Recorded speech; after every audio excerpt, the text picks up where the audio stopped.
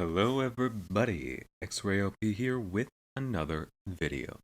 And today I have a review of chapter 1020. Wow, this is a long story.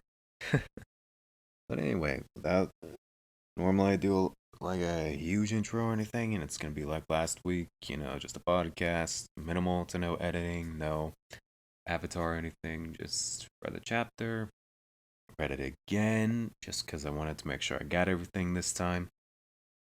And now I'm going to get right into it. The first thing I want to discuss is last week we got to see what Yamato looked like with her Devil Fruit power. Sorry, his Devil Fruit power. My apologies. With his Devil Fruit power. And, I saw a bunch of people like, oh, what is it? What is it? What is it? Oh, is it this? Is it this? So it's probably this. And, well, I thought it was probably gonna be like months until we found out. No, it's on the very first page of this chapter, and apparently it is the. Let's go back. Sorry, I meant to have this on there. Begin with the mythical, the dog fruit model Okuchi no Makami, a rare mythical wolf fruit, and well, obviously it's rare because there's only one of each type of devil fruit power in the world that we know of. Uh, but apparently, a Makami is like a spiritual type of wolf that's from like Japanese mythology. And there are some articles I read that like it was an actual type of wolf that's now extinct, but that's probably not true. Maybe I was just spelling it wrong or something. But apparently, it's like there are multiple myths and legends and stuff about it. There's the whole people believe that it could look into someone's soul and tell if they're good or not. Which, granted, if that was it, then that would definitely explain why Yamato switched from Kaido's side to Oden's side so easily. And another thing I want to get to in just a little bit. And another thing is apparently Yamato's name was like a little heads up to, hey, this is what the devil fruit is. Because I'm on here right now, it's like a Japanese wiki corpus.org. I don't know how like credible this source is, so take everything I say with a grain of salt. But if this is true, then it's actually quite interesting. Apparently, the Makami, I hope I'm pronouncing that right, has traditionally been worshipped as a sacred beast, having eaten many people, so why would they worship it? I don't know. An old wolf living in Makaminohara of Asuka area in the Yamato province, which is present day Nara prefecture. I'm minorly dyslexic, so I need like a second longer than most people do to process what I'm reading. Words don't float off the page. I just, I need more time to process it. So yeah, it was in the Yamato province is where they lived, or at least where this one source is telling me it lived in mythology and stuff. So apparently Yamato's like name was actually a reference to it. And one thing I found interesting about it was Kaido worked very hard in order to get that. In the lore of One Piece, this fruit ability, or maybe the myth of the dog itself, which granted that dog that ended up being earlier in Wano that had shape-shifting powers, that might be the actual creature of. That might actually be what that creature is. Now, I haven't heard anything about shape-shifting powers, but I guess I could look into it a little bit further. But that's just like a little theory I have. That's what it is. So who knows? Like, maybe that dog that we saw earlier, the one that could shapeshift, if it has shapeshifting abilities, which I think I've read it does, that could have been Yamato. That could have been Yamato in their full form. And I'm saying there instead of he because, I don't know, I've heard conflicting things about people like, Yamato is transgender, Yamato isn't. So I'm just gonna, from now on, I'm just either gonna say he or they. I think I'll just stick with they. But apparently, but yeah, so that's just my little theory. But anyway, where was I? Oh yeah, Kaido worked so hard to get that fruit because apparently it's the guardian of Wano or something. And he never intended to give it to Yamato. No, apparently Yamato was just starving, perhaps due to Kaido's being, a terrible father. So Yamato was starving, and they stumbled upon the fruit, and well, they were hungry, so they ate it. And now Yamato has lost the ability to swim, yet another thing keeping them on the island. So then, the rest is, it's definitely a good sight to see, but the actual back and forth is what you would think. Kaido's like, yeah, you're now the guardian of Wano. You have to take my place and, watch over Wano after I. He never says this, but this is what I'm assuming. After I go and try to cause the greatest war ever seen. And I was like, no, I'm going to free everybody. It's kind of what you would expect between Kaido and Yamato. So while I'm definitely insanely excited to, see how far that fight progresses, I can't wait to see more of it. That's pretty much the most that I have to say about it right now. But you know, although, sorry, I do need to go back to this one thing. The apparently Yamato has the power to breathe fire or something. I don't know. The word is Namuji glacier thing. So maybe Yamato's actually spitting out like some ice or something. Maybe like some ice fire or something. I don't really know. Or I honestly don't know. And Spider Kaido spits out his blast breath and the collision. One thing that I did notice, this might just be like a coincidence or something. The blast, when you look at it, actually kind of looks like yin and yang, sort of. You got the white outline and the black kind of moving in. That's probably just like a coincidence or something. Or it could represent the whole Kaido and Yamato dynamic. That while they're supposed to be father and son, or father and daughter, again, jury's still out. But I don't know the child form of they, so, I'm gonna stick with son. But instead, they're complete opposites. Kaido's a conqueror who, while has morals and has a code of honor, generally has no problem punishing the weak for the crime of just simply being the weak. While Yamato is completely against that and wants to free the weak. So that's just like a little thought that I just had, after seeing. Because while I have this going, I have the chapter kind of up. Last week it was kind of all over the place, so I have the chapter up this week, so that way I know what to talk about. I'm not missing out on anything. And yeah, so that's Yamato versus Kaido. I cannot wait to see more of that fight. Anyway, now actually on to the next thing, which, last week we got Frankie versus, what was his name? Sasuke or something? Sasuke, or I don't know, the Triceratops dude. This week we've got something I've been waiting for since Skypiea, a one-on-one Robin fight. And granted, at first Brooks helping her out a little bit, but it leads to Robin actually having a one-on-one fight. That is something that a bunch of fans have been demanding since Skypiea. Because keep in mind, that is the first and only time we've seen Robin, well, as a crewmate. She had a couple one-on-one fights in Alabasta, but very few, pretty forgettable. But we haven't seen Robin in a one-on-one fight since Skypiea, and that's the only one-on-one fight she's gotten as a Straw Hat. I mean, granted, she did beat up Spandam, but that was less of a fight and more of a butt kicking that he totally had coming. But anyway, one thing I love about while this part isn't as interesting as Yamato vs Kaido, obviously, it actually starts out with a pretty interesting dynamic. Apparently, Black Maria has the ability to cause illusions. This isn't really explained very well. Apparently, she has like some kind of illusion dust or something, illusion mist, and where her subordinates are, Robin's actually seeing the people that she used to love, like her mother, Professor Clover, And yes, Jaguar D Soul. Which is, it's kind of a bummer that that's an illusion because I really like that guy. Well, I like all of them, but I really like Soul. Uh, so yeah, Robin is seeing all these important people from her past. Rook is like, "Stop, Robin!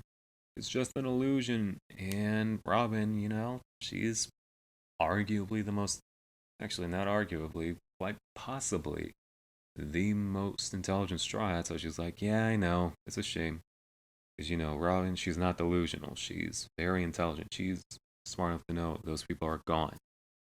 Uh, and again, it's One Piece. For all we know, every last one of them's are alive and gonna actually run into Robin sometime.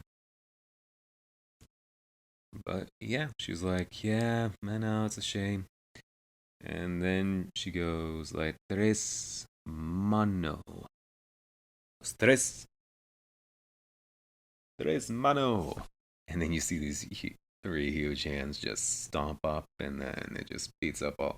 She just instantaneously beats up all of Black Maria's little subordinates. So yeah, I liked how Robin was not fooled. She's just too smart. And then the next, it almost seems like comic relief. They start getting chased by Black Maria, and like I just said, it almost seems like comic relief, but it's actually really sad because Robin was like, "Brooke, you didn't have any issues with illusions either," and well, Brooke says a line that's pretty passed over, but it almost brings tear to my eyes. And I'm gonna read it quote for quote, word for word. "Well, after 50 years of practice, wishing every day that the death of your friends was only a dream, one does get used to being hurt by illusions."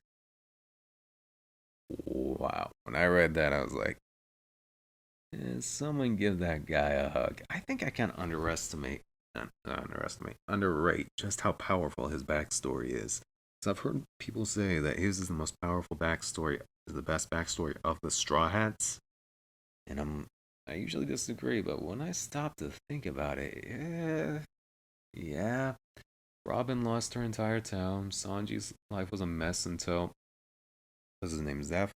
Yeah, Zeph found him, took care of him. But Brooke he lost everybody he loved, and then not only died himself, but was brought back to life and had to survive the next 50 years all alone, only in every single day, wishing that the death of his friends was only a dream. That is, I don't know, considering how like comical and kind of annoying Rook is as a character. At least he annoys me. You people may love him, and I occasionally love him. I usually like him, but he can get on my nerves.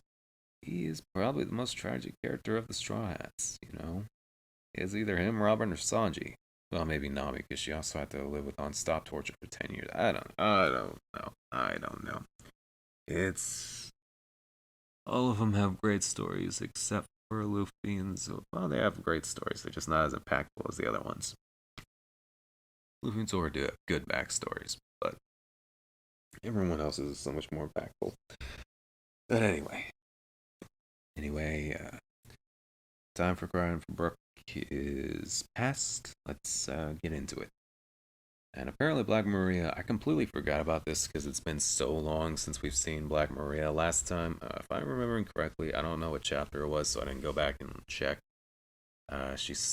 Somehow she got topless because Oda is an amazing writer, but he's also kind of a perv. Not saying I'm not, not spreading any hate, but anyway.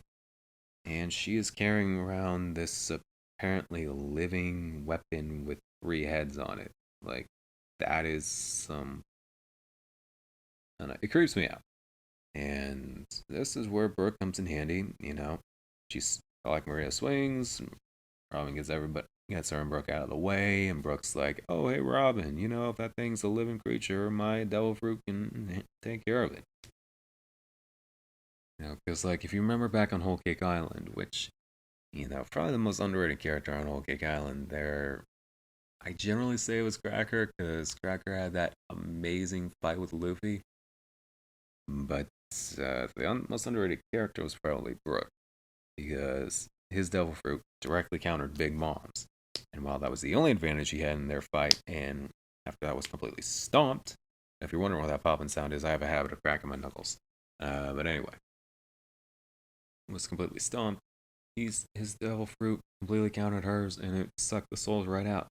Now it's not really explained how exactly Black Maria's weapon is alive. She seems very skilled with it, so I don't know, it might have something to do with Big Mom. It might. I don't really know. I don't know. It might have something to do with something else. Wano has been kind of introducing like a whole bunch of things. You know? Oh, wait, now I think about it. That dog's been around for a long time, so I doubt it was Yamato. Sure, Yamato was alive back then, but I doubt Yamato had the fruit. And even if Yamato did have the fruit at that time, I'm going back to the theory of that whole dog thing, and I'm now rethinking it. Uh, because Yamato, I don't know, Yamato would have been really young then, and apparently a wolf had been protecting things for a while. Who knows? Maybe the wolf is the previous owner. I don't know. I'll have to look into it. Maybe I can do a video over it. And I keep saying I'll do a video over a whole bunch of things. I don't know. When I have time to do a video, if I can get myself to, I'm not the most motivated person in the world. I'll try to get to some videos. But anyway, and then Black Maria tried. So, I mean, I've got to stop getting so sidetracked. Conversations, I do that all the time. But anyway, so Brook stops the thing with his Devil Fruit power. Well, I don't know if it was his Devil Fruit power or if it was like his ice power. Because it looks like maybe a bit of both. But anyway. So the next page. Black Maria tries to do something that obviously did not work. She tries to manipulate Robin by using her emotions against her. Because, obviously that was a great idea at first. No. She tries to convince Robin that she's nothing but a burden to the team. How Sanji was like, "Help me, Robin," willing to throw her under the bus with ease. And Robin is completely unfazed by all of it. Brook even has a laugh about it, like, "Oh yeah, that Sanji made me laugh." Blah blah blah. And then Brook was like, "Oh, hey, Robin, you mind if I leave this woman to her?" And Robin's like, "Absolutely."